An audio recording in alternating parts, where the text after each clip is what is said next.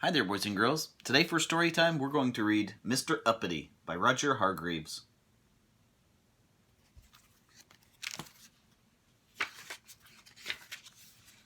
This is the story of Mr. Uppity, and how Mr. Uppity, at the end of this story, is not quite as uppity as he is at the beginning. You see, Mr. Uppity was one of the rudest, if not the rudest, people in the world. He was rude to anybody and everybody, so of course, in Big Town, which was where he lived, he had no friends at all. Not one. Miserable old Uppity, they used to call him, and he certainly looked it. He looked miserable indeed. Now, as well as being rude, Mr. Uppity was also rich, very rich, one of the richest, if not the richest, people in the world. He had the largest, longest limousine in Big Town. He had the largest, longest garden in Big Town. He had the most enormous house on top of the hill in the middle of Big Town, the biggest house in Big Town. And he lived there, all alone. Miserable old Uppity.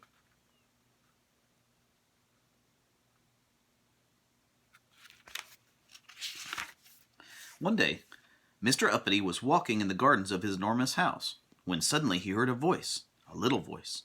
"Hello," said the voice. Mr. Uppity looked, and there, in one of his hundreds of flower beds, was a goblin. "Aren't you going to say hello to me?" asked the goblin. "Go away," said Mr. Uppity, rudely.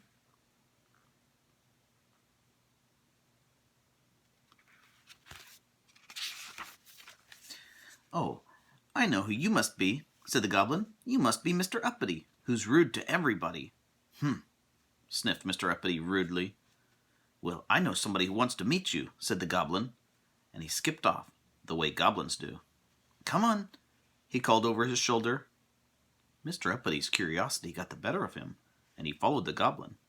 "In there," said the goblin, pointing at a small hole in a tree. "Don't be silly," snorted Mr. Uppity.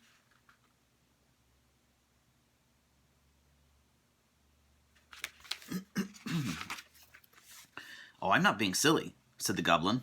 "Yes, you are," snapped Mr. Uppity, "and I can't possibly get in there." "Aha!"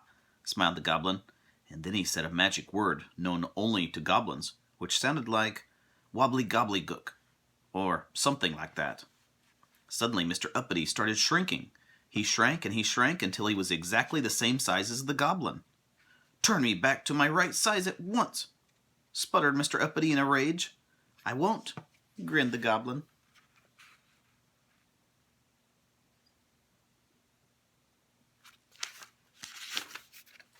Then the goblin climbed through the hole in the tree. Poor Mr. Uppity didn't know what to do, so he followed him. Inside the tree there was a staircase going down and down. And do you know where it led? It led directly to the kingdom of the goblins. That's where. Inside that tree was a staircase going down? Interesting. "I demand to be taken immediately to whomever is in charge," said Mr. Uppity angrily. "Oh, you shall, grinned the goblin. And they led Mr. Uppity through the streets of the kingdom of the goblins until they came to a palace. "Halt! Who goes there?" cried the goblin sentry at the gate. "I have brought Mr. Uppity," said the goblin. "Oh," said the sentry, and then he smiled. A sentry is a guard. Goblin guard. The goblin and Mr. Uppity passed through the gates and into the courtyard, and through some more gates and along a long corridor, and through some large gold doors, and into a huge room. And there, sitting on a gold throne, was the king of the goblins. "Your Majesty," announced the goblin, bowing low, "may I present Mr. Uppity?" "Ah," said the king, "so you're the fellow who goes around being rude to everybody and doesn't have any friends." "Nonsense," said Mr. Uppity, rudely.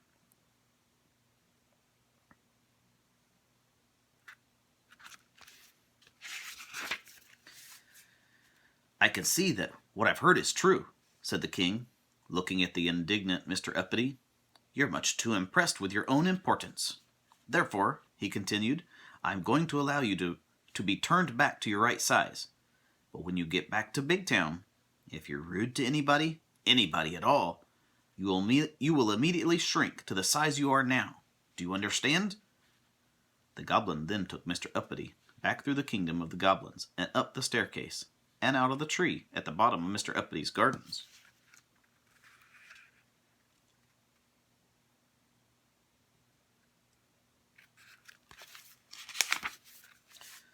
The goblin looked at Mr. Uppity and said something which sounded like Koogly boogly boggly bow, or something which was probably wobbly gobbly gook said backwards, and Mr. Uppity grew and grew back to his original size. Now you remember what the king said, warned the goblin. Don't be so uppity in the future. Mr. Uppity marched off furiously up to his own enormous house.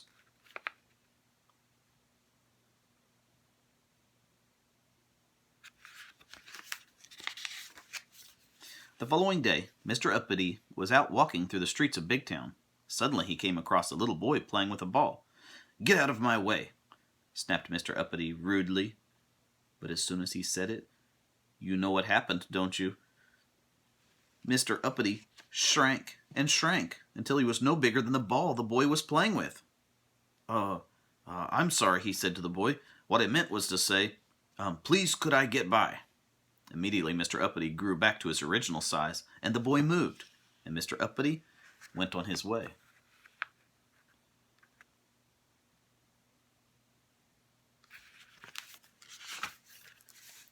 Then he met an old lady carrying a large shopping basket. Excuse me, she said to Mr. Uppity, could you tell me what time it is? No, said Mr. Uppity rudely. But as soon as he had said it, you know what happened, don't you?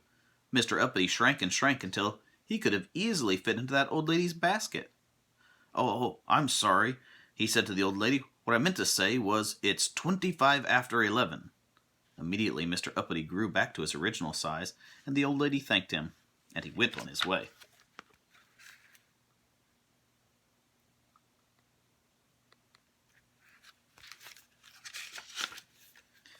Then he went and bought a newspaper from the man standing on the corner of the main street in Big Town. He was just about to walk away when suddenly he stopped and thought. He turned back to the man and said, Thank you. Thank you was a phrase Mr. Uppity had never used before, and the man smiled. A smile was something Mr. Uppity wasn't used to getting.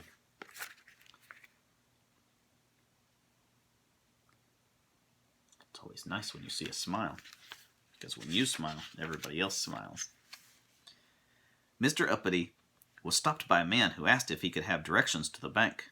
Mr. Uppity was about to say no, when he thought. Yes, he told the man, and he told him the directions to the bank. Thank you, said the man. Thank you was a phrase Mr. Uppity not only had never used before, but had never been said to him before. Mr. Uppity smiled. He felt happy.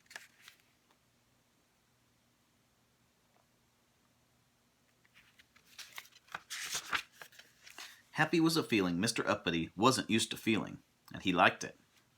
And do you know, from that day forward to this day backward, Mr. Uppity is a changed person. He's still the richest person in Big Town, perhaps the richest person in the world, but now he has lots of friends, and he smiles a lot, and he never gets that shrinking feeling.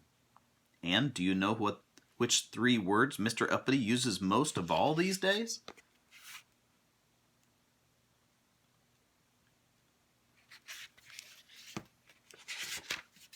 Please, and thank you. So what we'd like to say is thank you for reading this story. And if you're ever thinking about being rude to somebody, please keep a sharp lookout for goblins. The end. Mr. Uppity. In my classroom, we always talk about saying please and thank you. It won't hurt you to say those nice things, or you're welcome. Sometimes you have to say excuse me, or even I'm sorry. But those are always nice words to use. See you tomorrow. Take care. Bye-bye. Thank you for watching the video. Please come back tomorrow.